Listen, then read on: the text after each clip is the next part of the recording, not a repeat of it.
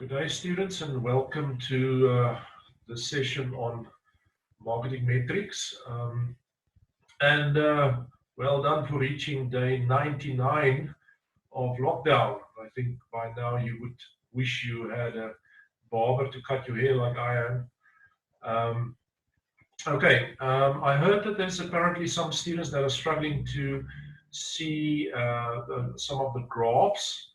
So I took the liberty of taking an old paper, exam paper, just to give students a bigger view on the graphs, because the marketing metrics graphs that I gave you guys might be a little bit small to view if you are using a cell phone to watch the videos during lockdown.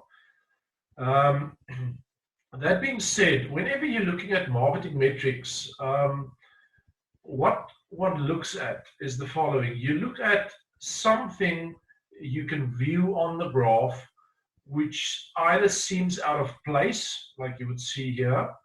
Why are those two down in the negatives and these two positives? Or you compare things with each other. For instance, advertising cost versus new customers generated. And out of that, you tell a story. Or even you can compare one element or one graph with another graph, and out of that you can gather business intelligence or solutions or possible problems you identify to solve and ensure that your company is doing better. That being said, I'm just going to go back to giving a little bit of background. Just note this information is fictitious. It's not actual information that is true. It's made up. But to make it a little bit more understandable, I used Mug and Bean, the coffee shop, as the basis for the information.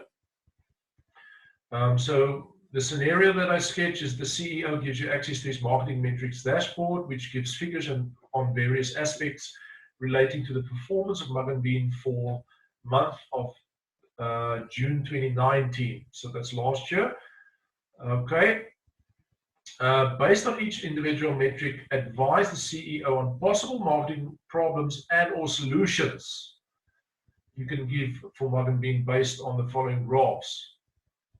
Okay, so we're asking possible problems and or solutions. Now with problems, you normally try and identify the reason why you think like that as well. So you don't just give the problem. You say, why do you think, what is the reason behind that? And then based on that, you try and find a solution to solve that which you anticipate. Now, just note that always, whenever you look at graphs, quite often there's more than one possible reason for what you see there.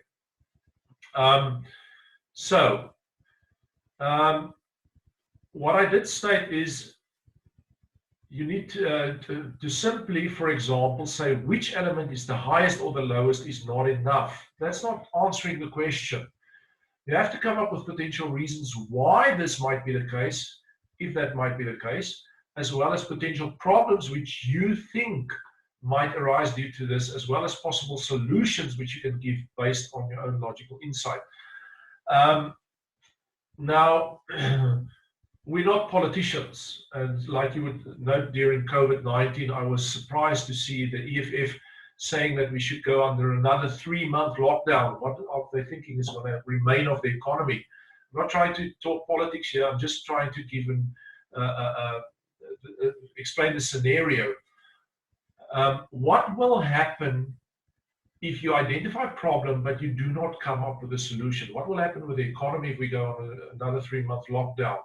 Give a solution how to get it back up and running. You can't just say lockdown for another 3 months. That does not make sense. The same, politicians globally, you will see always they point finger. What is wrong, what is wrong, and what is wrong, but they don't come up with a workable solution. They say, yes, this is wrong, this should be happen, but they don't say the steps to get there. So sometimes they do, but often they don't. So whenever you look at marketing metrics, don't just say there's something wrong. Yes, you can say there's something wrong and it needs to be investigated, but if you're a good manager, a good executive, you should read the graph, anticipate what is possibly wrong there, and then come up with what you think might be a possible solution to solve that. Okay, I hope that makes sense. Okay, so if we look at this first one, we will see this graph, all products, monthly percentage increase and or decrease displayed on the graph on the right. This metric is compared by which percentage each element in the metric increased or decreased since the previous month. Okay, so first thing, don't confuse numbers with percentage. Okay, so this is a percentage, either increase or decrease for June 2019. And what did we see? Since the previous month. So what this graph explains is the movement of each of these elements compared to the previous month. Is it going down or is it going up? Is it less or is it more? So what we see here is that the sales price went up slightly, might be 5-6%, but the general profit margin reduced more than 20%, 21, 22%. At the same time, the distribution cost went up 12%, I'm guessing, roughly, and the production cost went up even more. That might be the scenario 16% or something like that. And you see the sales units also went down, let's make that 8%. So the price went up, and the price should have gone up because distribution cost and production cost went up. But now the units went down and the profits went down. Now this generates a problem. So it means that the consumer is extremely price sensitive. You increase the price slightly, 5%, the units, the amount of sales units went down 6-7%. So we need to find a solution. We can't just simply say, listen, the price went up and the units went down. It's a problem. So what is the solution? We should try and get our profit margin higher. Obviously, we can't just from last month to this month make a 21-22% less profit. Now, just note, because you're comparing month to month, this does not mean that you're making negative profit and you're selling units at a negative price or negative profit. So you're making a loss on each unit. It just means compared to last month, your percentage is lower, your percentage profit, your profit margin. So if one looks at this, the distribution cost went up and the production cost went up. So to solve this, we need to seriously look at how can we reduce the distribution cost and the production cost.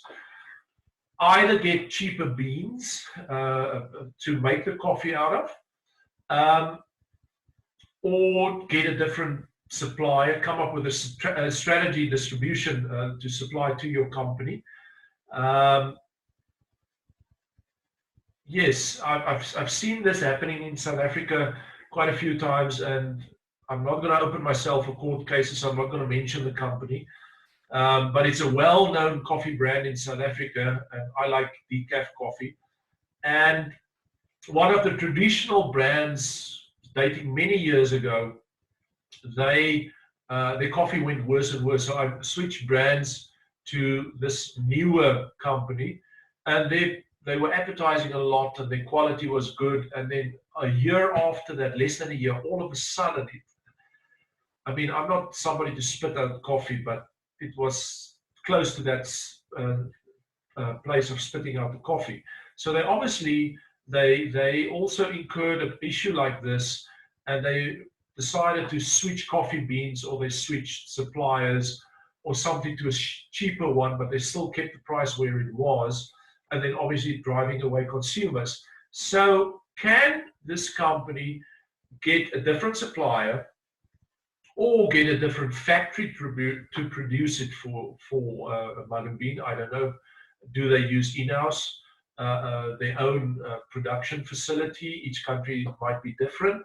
Or are they getting somebody, a third party, to do it for them, a dedicated supplier? Distribution, where are they doing the coffee grinding? Perhaps they should think of moving the production place where they make the beans to a country, because it's a multinational conglomerate, to a country where labor costs are cheaper or something like that. So that's possibly a reason. So we need to reduce the sales price to get our sales units up. And at the same time, we need to rework a way to get our distribution cost lower and get our production cost lower. Now, distribution cost, that can even be a simple system whereby, listen, we're not packing the containers full. We're using, on average, 80% stock holding in the shipping containers once we move it. Do we need to get a warehouse to centralize the distribution? Do we send it from the factory to each country as small units or a small quantity of units, or do we send it to a central warehouse in that country and from there distribute it? So international shipping is a big quantity of units, thereby reducing the cost per unit to that country. Or you understand, there's a lot of things, but like I've mentioned many times, you need to know the company inside and out. Back when I worked at ShopRite Retail, we had a protest and a riot over salaries. And even though I was in projects division, which was considered to be one of the higher divisions in the company, or actually one of the highest divisions in the company, we ended up packing grocery bags for the consumers. So we actually knew what was happening in the stores. Whenever we developed the IT system, we would go to the store and develop what's happening with forecasting, the replenishment cycle. There's nothing wrong with visiting a store and actually making coffee. And by doing that, you keep an open mind on why can our cost be so, production cost be so high. It can be simple facts like we're using small coffee makers. Why not use bigger ones, or something like that? So okay, this explains this graph. Let's go to the next one. The number of cups of coffee sold versus the profit margin percentage per cup of coffee sold for June 2019. So I'm just using 1 month. Okay, so the number of cups of coffee sold, let's just go back and down, and this is important to note the following. You would see profit margin percentage, it's the light one, and the sales units in thousands. So whenever you do graphs, you often try to compare two things, but you can imagine now, if I were to place this on a graph, and my sales units would be, in this instance, it would be, let's make it 85,000. Now, if I did not divide it by 1,000, this would run out of the screen. It would be massive. And then I can't really compare it on a quick glance with the profit margin percentage, which is negative of 30% roughly. You can't have 80,000 massive and then compare that with 30. You can't view it. So whenever you're busy with graphs, ensure that you can do something like that where the person who analyzes the graph or view the graph, that the person is aware of the fact that we're comparing thousands with normal digit elements. So in this graph, we can see the following, and it's not often that you get a graph like this. in this instance, we did have a graph like this where the zero line is actually in the middle of the graph and it's going negative on this, positive on that side. Like I said, you don't get that often in marketing metrics, but you do get it from time to time. So on this side, you've got negative, and on that side, you've got positive. Even when looking at this, you would immediately see that's not good. And then you can go down and see, okay, so our profit margin was negative for Brazilian coffee or Chilean coffee. But in the same case, our sales units are through the roof.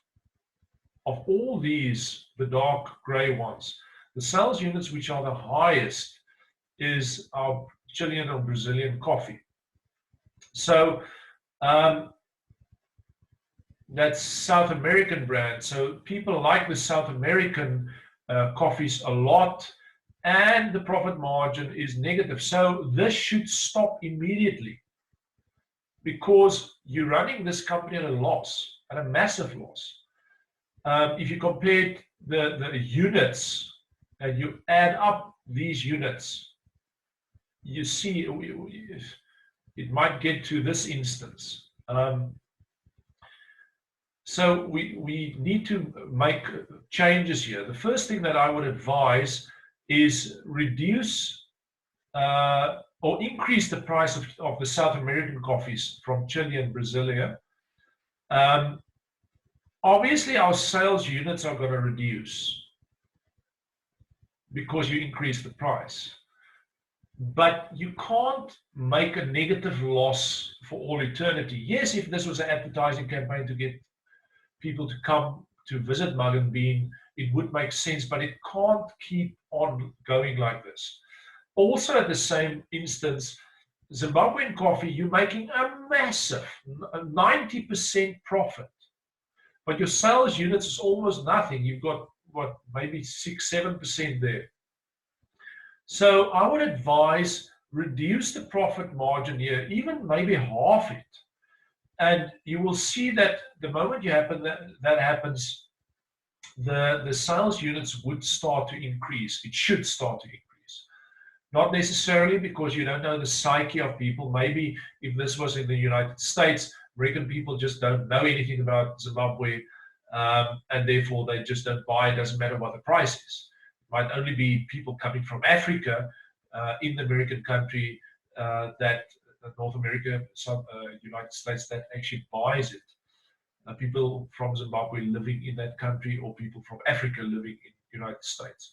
So it's not a fact that when you reduce the profit margin of a unit that the sales would increase. Just keep that in mind, but it doesn't mean that you shouldn't try and reduce it and see next month what is the effect on our sales. Kenyan coffee, Rwandan coffee, Moroccan coffee, also the same for Moroccan. If your profit is so high and your sales units is so low, you can reduce the price there.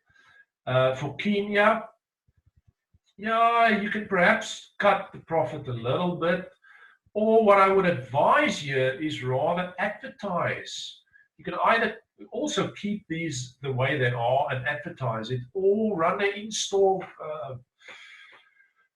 blindfolded taste test. Perhaps the Zimbabwean coffee might be very good quality. Remember, every year, and depending on the farm the coffee comes from, the flavor might differ.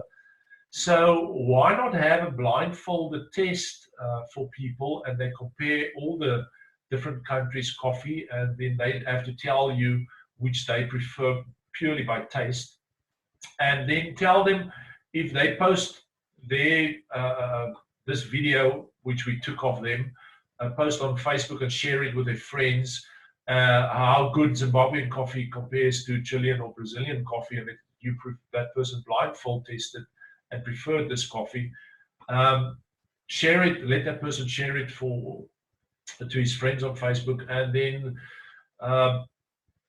give the person the coffee for free, or for the next 2 days or the next week, give him his coffee for free, because the advertising getting out of that might be very beneficial. So strategize. I'm just strategizing here as I'm sitting.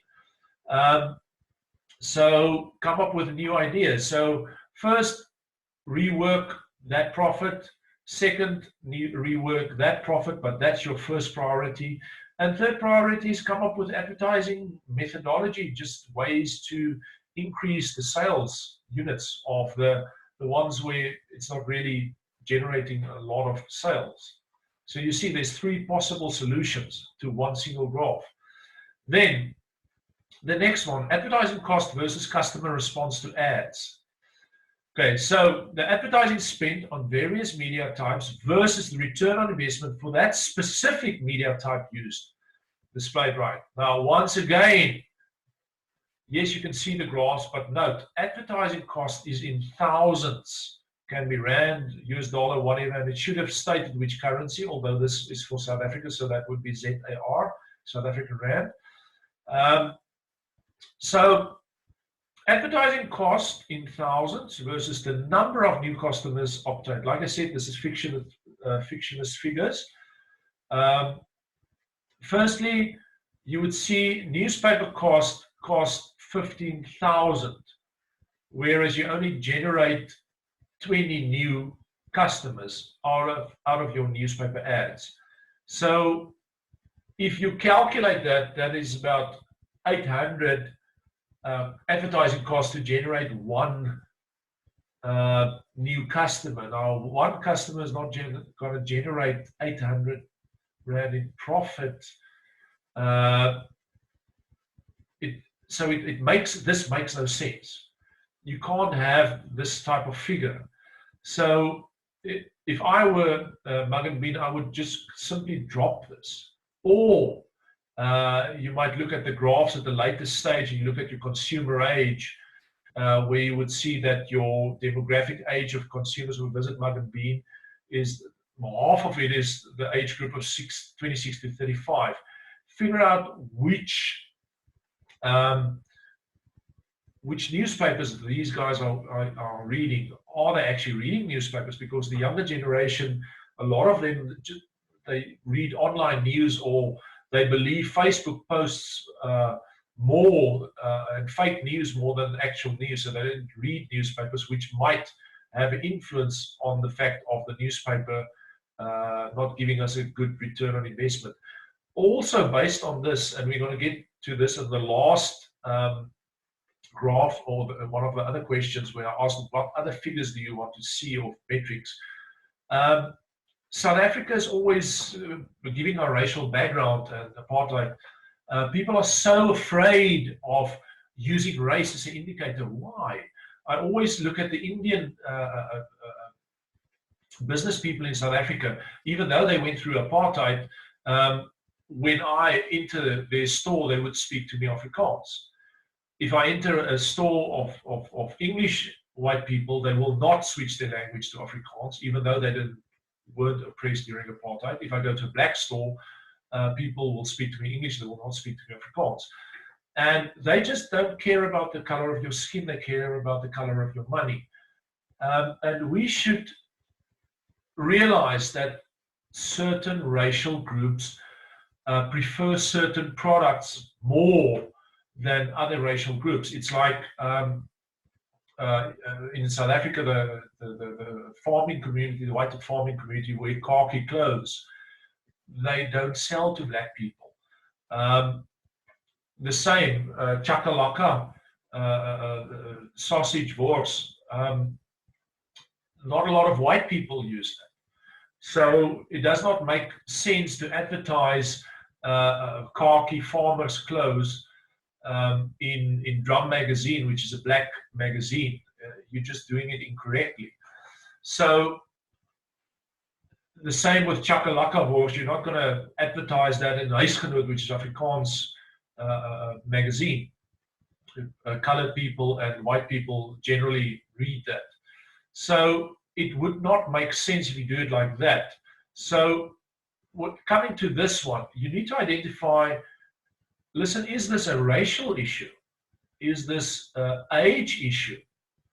And then also in the last question, which other graphs would you like to see? This would be good if we can get a racial breakdown of our new customers generated, because that will give you also indication of, listen, we've got, for instance, on radio, if we look at this advertising cost in thousands versus new customer generated, and we might advertise half of our budget on Lotus FM, which is an Indian radio station in South African context.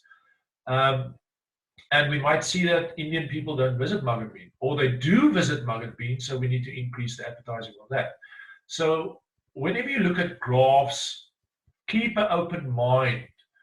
I know with the George Floyd debacle running in the United States at the moment, people are so focused on race, and that they're so sensitive on not bringing in racial things. But let's face it, consumers, certain racial groups prefer certain brands above the other. They listen to certain radio stations, they read certain newspapers, whereas other racial groups have got a tendency not to listen to that, or they do. So, yes, so you seriously, first place, you seriously need to rework that. If I were advising this company based on this graph, I would say, listen, drop the advertising cost for newspapers completely and distribute, place it first place is internet. You will see the amount of new customers obtained is massive, and the advertising cost is very little, which sort of seems in line with this consumer age, where the majority of the people in the sample, the people who visit the store, is a younger age, millennials, and just a little bit over millennial age. So yes, you need to seriously rework on this. And then look at radio. Are we targeting the wrong radio stations? Maybe the consumer age group here, they want to listen 5 FM or Highveld stereo, and you are advertising on RSG. So you need to look at that. Once again, bring in your racial element. I don't care about the color of your skin, I care about the color of your money. Do what the Indian business people quite effectively are doing in South Africa. We can learn from people from other racial or population groups. And if they are effective at something, do the same. Okay, so then the next one, consumer age, demographic age of consumers who visit Mugg & Bean. We've got 16 to 25, which is this group. The graph, the colors is a little bit not very clear. 26 to 35 is this one that looks like marble.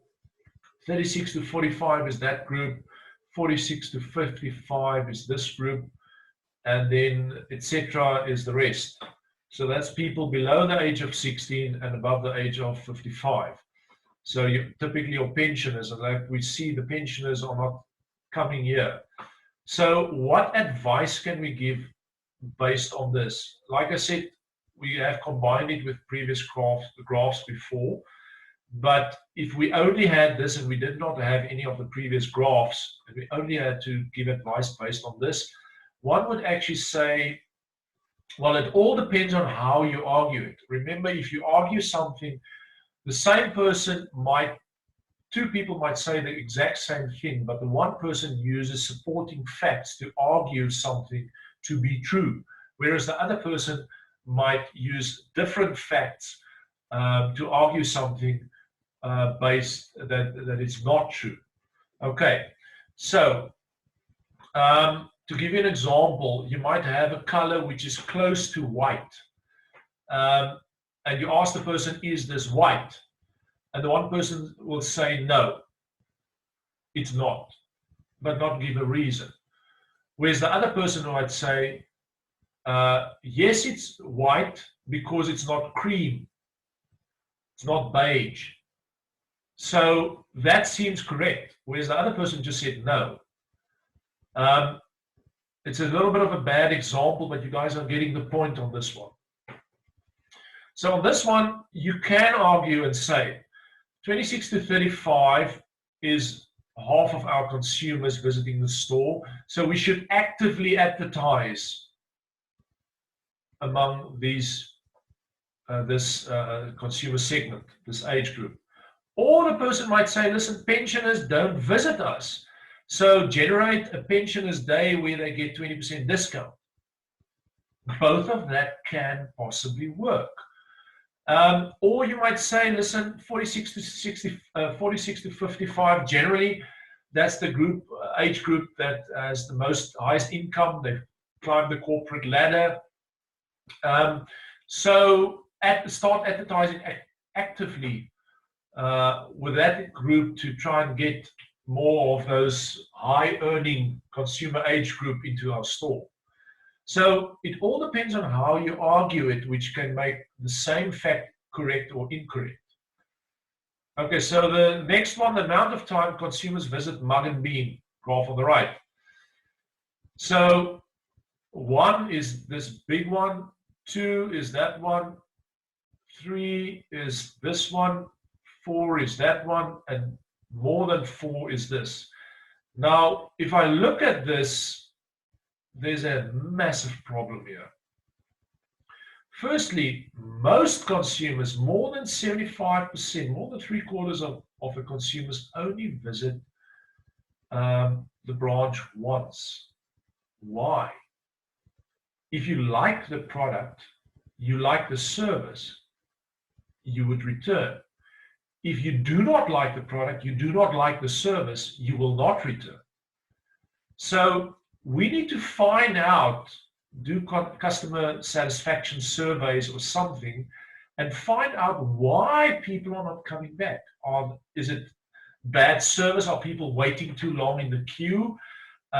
Is it the fact that our staff is rude, which happens? Is it the fact that they like the coffee, it's the only store in town, for the novelty of the fact they drove there to get there, and now it's just too much hassle to get there. So possibly we're in city center, CBD, and a lot of them might be business people and they don't have the time to wait in the queue. So why not make a delivery option? Obviously, you can't just deliver coffee, not in the South African context for the profit margin, which is so low. But try and do it with the cross-selling of food with that you do a lunch or breakfast, not only the coffee by itself, or you have a system whereby the consumer, when the person buys more than 200 Rand or 300 Rand, the delivery is included in the cost. So that will obviously help that the people don't buy a 30 Rand or 40 Rand cup of coffee, but they will actually buy more than that, or friends grouping together and buying it. Then also, once again, we need to advertise getting consumers back. This is not acceptable at all. Okay, so I've went through this, and then I'm not going to go into this last one. What is your insight based on the external marketing environment? Give possible elements which you might think might have a negative or positive effect on the business environment, as well as the reasons why you say so. The current context of COVID-19, we would just say people don't have money to spare. So COVID-19 would result in Mugg & Bean going bankrupt or going close to bankrupt, especially since we are locked down on day 99. Yes, people are delivering products now, restaurants, just to stay afloat. So a company like Mugg & Bean should try and think of a way, as I mentioned before, to only at the current South African context, only 30% of people are allowed to go back to office. The rest are supposed to work from home. So try and give people close to your store discount for ordering and you're delivering in bulk or something. Start selling Mugg & Bean coffee beans or ground coffee to consumers who can make it then at home. So external marketing environment, how can it influence your company, and then give possible solutions. Always don't say how it's negative or positive, come up with a solution. So I hope that this will help students, the ones that are trying to read the graphs on their cell phones and struggling to view the details on the other marketing metrics videos that I gave. So feel free to mail me if there's any questions. Thank you.